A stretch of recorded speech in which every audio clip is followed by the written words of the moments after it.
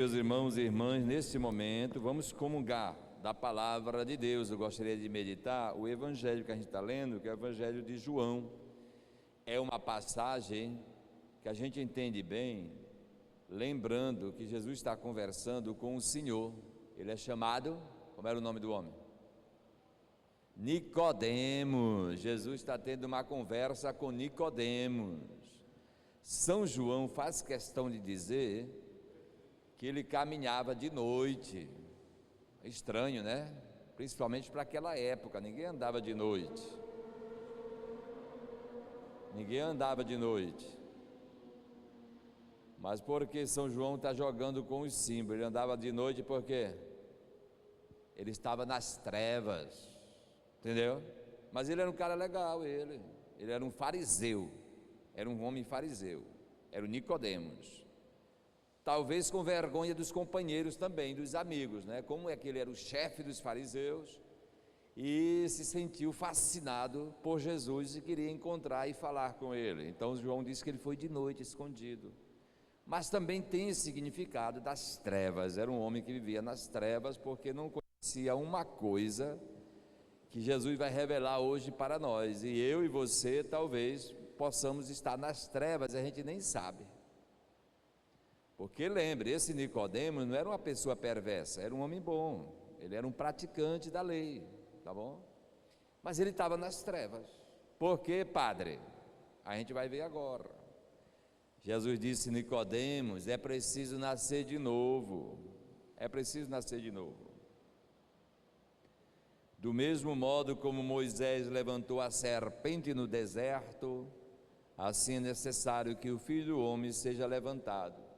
Então aqui eu precisamos lembrar daquele fato que aconteceu. O povo de Deus marchava, caminhava no deserto. De repente começaram a aparecer muitas serpentes venenosas e muitos irmãos começaram a morrer. E eles invocaram a ajuda de Moisés. Moisés foi falar com Deus e Deus disse o que para Moisés? Faz a imagem de uma serpente. O pessoal diz que Deus não manda fazer imagem, né? Deus manda fazer. Deus proíbe fazer ídolos, mas imagem Deus manda fazer. Faz a imagem de uma serpente. Aí ele fez uma serpente de bronze e hasteia, coloca a serpente bem no alto. Quem de longe enxergar e olhar para a serpente será livre do veneno da cobra. Entenderam? Então é quase que dizendo assim, que o povo de Deus não morreria mais, não é isso? De doenças, de veneno, olhando para a imagem de uma serpente, imagine. Então Jesus está dizendo, assim também é necessário que o Filho do Homem seja levantado. Agora é Deus mesmo que vai ser levantado, Jesus é Deus entre nós. Agora você pergunta, padre, então que veneno horrível é esse? Porque lá no Antigo Testamento só a imagem de uma serpente já curava do veneno da cobra. E agora é preciso que Deus mesmo seja levantado. Então existe um veneno pior agora. É isso que a gente tem que meditar. Eu não sei não, é você que sabe aí, qual é esse veneno aí. De qualquer maneira, o que eu estou querendo meditar com vocês é o seguinte: existe um veneno presente no mundo, eu vou usar essa palavra, que empesta a vida, que estraga a vida. Tem um veneno terrível, entendeu? Você diz, rapaz, deve ser um veneno muito ruim, muito forte. Por quê? Se foi preciso o próprio Filho de Deus morrer para nos livrar desse veneno, então deve ser um veneno horrível, entendeu? Aí cada um pensa aí qual é o seu veneninho. Qual é o veneno que está habitando nossa cidade, nossas famílias, nossas comunidades? Se a gente quiser trazer bem pertinho de nós, a gente pergunta, qual é o veneno que existe nos nossos grupos, movimentos? Qual é o veneno que existe dentro de mim? Entendeu? Meus irmãos e irmãs, pode ser falta de sentido, pode ser tristeza, tem muito veneno, né? Tem a doença mesmo material, tem a doença mental, pode ser sentimentos de mágoa, de rancor, de ódio, pode ser simplesmente depressão, pode ser simplesmente falta de alegria, falta de esperança, falta de fé, existe. muitos tipos de veneno. Mas Jesus está dizendo que ele veio curar esse veneno, tá bom? Jesus continua: para que todos que nele crerem tenham vida eterna. Então a gente tem que crer para receber este remédio que mata esse veneno. Pois Deus amou tanto o mundo que deu seu Filho unigênito, para que tenha vida eterna. Muito bem, meus irmãos, então vocês estão já desconfiando agora qual é o remédio, né? O remédio, sabe qual é? Essa história é bem aí. Padre, eu quero saber qual é o remédio que a cruz nos deu, que tira o pior veneno que a gente possa ter. Pode ser medo também, pode ser a morte também. Qual é esse veneno terrível? Mas também eu quero saber qual é esse remédio. Jesus revelou: Deus amou tanto o mundo. É o amor de Deus. É Ele que nos salva e nos cura do veneno que possa habitar dentro de nós. Meus irmãos e irmãs, nós somos católicos. A nossa fé católica diz o seguinte: que Jesus Cristo é a revelação perfeita de Deus. Você quer saber quem é Deus? Você tem que estudar Jesus Cristo. Quando eu falo estudar, é conhecê-lo, seja estudando mesmo a Bíblia, seja rezando, amando a Jesus. Então você conhecendo a Jesus, você começa a conhecer também o mistério do início, do princípio e do fim, o mistério de Deus.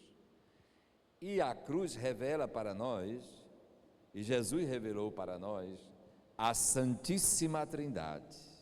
O que é a Santíssima Trindade? É Deus. Como é que Deus se apresenta na Santíssima Trindade? O Pai eterno ama eternamente o seu Filho, porque se Ele é Pai eterno, Ele tem que ter o Filho eterno, não é isso? Não existe Pai sem Filho. Se Deus é Pai, eternamente tem Filho. Então, eternamente o Pai gera o Filho, e o Filho faz o quê? Aceita o Pai, tá bom? O Pai se doa eternamente ao Filho, o Filho se doa eternamente ao Pai, e essa entrega de um ao outro, essa doação de um ao outro se chama Espírito Santo ou amor, tá bom? Muito bem, meus irmãos, e esse amor de Deus foi revelado para nós. A Jesus está dizendo assim: se você crer nisso, aí você ganha o remédio que nos livra do veneno que empesta, que estraga a nossa vida. A gente tem que aceitar isso, entendeu? A gente tem que aceitar. Olha, eu tenho uma conhecida, uma amiga italiana, que ela disse que gosta muito de um cara que fazia filme, um cineasta, né, que a gente chama. Aí ela gostava demais desse cineasta, porque, eu vou falar isso que ela não vai ouvir, eu acho, né? Mas ela está lá na Itália, porque o cara era ateu e anticlerical. Onde eu quero chegar? Como é o nome desse cara? Mário Monicelli. Aí eu fui ver a história do cara. Quando ele faleceu com 95 anos de idade, ele quando estava com uns 92, 93, ele já não ia para o encontro dos amigos dele. Por quê? Porque ele dizia assim: se vocês quiserem me ver, venham na minha casa, eu não quero que ninguém me leve para a casa de ninguém, porque ele não dava mais conta de dirigir, ele não aceitava que ninguém dirigisse por ele. Eu achei meio estranho, né? Vocês entenderam quando eu quero chegar? Eu achei que ele estava uma pessoa muito assim, sem precisar, não aceitar que a gente precisa de ninguém. Com 95 anos ele se jogou do terceiro andar de uma clínica. Sabe por quê? Eu vou decidir o dia que eu morro. Olha, vocês entenderam? Eu, no meu juízo, achei um cara assim super petulante, orgulhoso, arrogante, eu acho. Não queria nem que o amigo levasse ele no carro, só para dizer que ele é que tinha que dirigir. Não aceitar o seu limite, entendeu?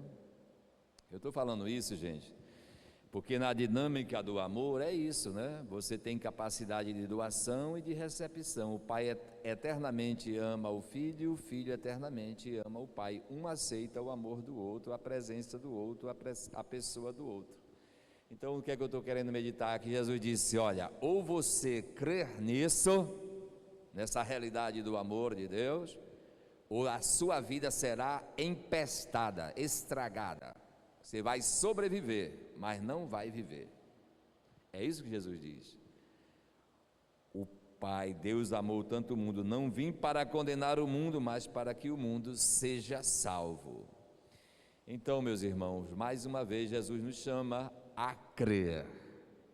Olha, crer, a gente pode falar de crer de muitas maneiras. Eu gosto muito de falar crer como apostar. Vocês sabiam? Por exemplo, você tem um filho, o filho gosta muito de você, ele é criança, né? Depois de que cresce, ele fica já desconfiado. O filho, depois que cresce, fica meio desconfiado. Mas quando ele é pequenino, não, ele acredita no pai dele cegamente. Te joga, menino, que o papai apara, ele se joga, entendeu? Então eu aposto, meu pai vai me apanhar. Então às vezes eu digo que fé também é apostar a nossa vida em alguém, em Deus. Mas a gente pode também traduzir ter fé, porque Jesus está dizendo, vocês têm que crer nisso, crer nessa cruz, crer no amor de Deus, crer no fato que o Filho de Deus deu a vida por vocês, acreditem nisso, tá bom? Você pode se entregar a isto, a receber esse amor de Deus, que cuida de você. Muito bem, meus irmãos, agora eu estava meditando com vocês que crer, eu também gosto de pensar que seja assim, entendeu? Chega um momento na sua vida que você vive desta entrega de Jesus na cruz, tá bom? É o amor de Deus, você começa a viver disso. Ora, você viver disso significa que você não vive mais das próprias pernas. Olha, eu estou aqui, eu estou seguro aqui, eu não caio não, estou seguro. Mas pode chegar um momento que me falte força nas pernas. Aí um amigo segura aqui, o outro amigo segura aqui, eu confio neles, né? E caminho um pouquinho. Para dizer o quê? Que crer é esse momento de que eu deixo as minhas forças e creio no outro. Eu estou dizendo isso, irmãos, porque a gente sabe, né? Que até os discípulos de Jesus fugiram quando viram Jesus na cruz, não acreditaram naquilo, não acreditaram que na cruz de Cristo houvesse tanta força, tanta potência, não acreditaram nisso, pensaram que aquilo ali era uma falência, mas é verdade, gente, a cruz de Cristo mostra a sua glória, a sua força e o seu poder. Tá bom? Eu vou terminar a meditação com 2 exemplos, porque é difícil a gente entender a cruz. Tinha 2 mães, uma mãe aqui e uma mãe ali. Pegaram o filho dessa aqui e colocaram longe dela. Ela chorou. Mas pegaram a mãe desta aqui também e colocaram longe, e ela chorou. Isso foi verdade. Trouxeram comida, um pouco de comida, e disseram: olha, teu filho está lá e tu estás aqui, só tem essa comida, e agora? Essa mãe disse assim: olha, leva para o meu filho, e ela ficou com fome. Essa daqui também disse: leva para o meu filho, e ficou com fome. No segundo dia, a mesma cena se repetiu. Essa aqui já estava faminta, mas ela disse: leva para o meu filho. Essa daqui começou a comer, não aguentou mais. Ela comeu, não deu. O filho dela morreu e ela sobreviveu. Essa daqui passou uma semana sem comer. Leva para o meu filho, leva para o meu filho, leva para o meu filho. Fraquinha, e morreu. Isso foi verdade, aconteceu na África. Quem era mais forte? Essa daqui. Ela foi capaz de dar a vida dela pelo filho. Essa aqui ninguém vai julgar, mas ela foi mais fraca. O que eu estou meditando com vocês é para dizer que na cruz de Cristo existe uma glória, existe uma força, existe uma potência, porque o amor é capaz de dar a vida, entendeu? Se Jesus não tivesse tanta força, tanta glória, tanta potência, ele também não seria capaz de dar a vida por nós. Então, que nós possamos crer em Jesus crucificado, ressuscitar com Ele e nos livrar do veneno que empesta a nossa vida. Creio em Deus Pai,